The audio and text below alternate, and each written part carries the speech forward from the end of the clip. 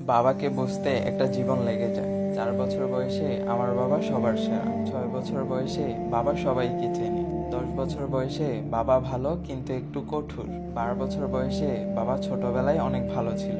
14 বছর বয়সে বাবা কেমন জানি বদলে যাচ্ছে। 16 বছর বয়সে বাবা কিছুই বোঝে না। 18 বছর বয়সে বাবা দিন দিন আরো কঠোর হয়ে যাচ্ছে। 20 বছর বয়সে বাবার ব্যবহার সহ্য করা কঠিন। মা কিভাবে সহ্য করতেন। 25 বছর বয়সে বাবার সবকিছুই মতের বিরুদ্ধে। 30 বছর বয়সে বাবার সাথে একমত হওয়া খুব কঠিন।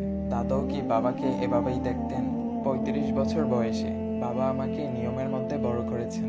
আমাকেও আমার সন্তানদেরকে তাই শেখাতে হবে। 40 বছর বয়সে বাবা এত কষ্ট করে আমাদের বড় করেছেন, আমি বুঝতে পেরেছি। 45 বছর বয়সে এসে আমার সন্তানদেরকে সামলানো কঠিন। বাবা কত কষ্ট করেছেন আমাদের ঠিক পথে রাখ। 50 বছর বয়সে বাবা সবকিছু দীর্ঘমেয়াদী পরিকল্পনা করতেন। তিনি ছিলেন দয়ালু ও বিশেষ একজন মানুষ। সত্যি আমার বাবা সেরা।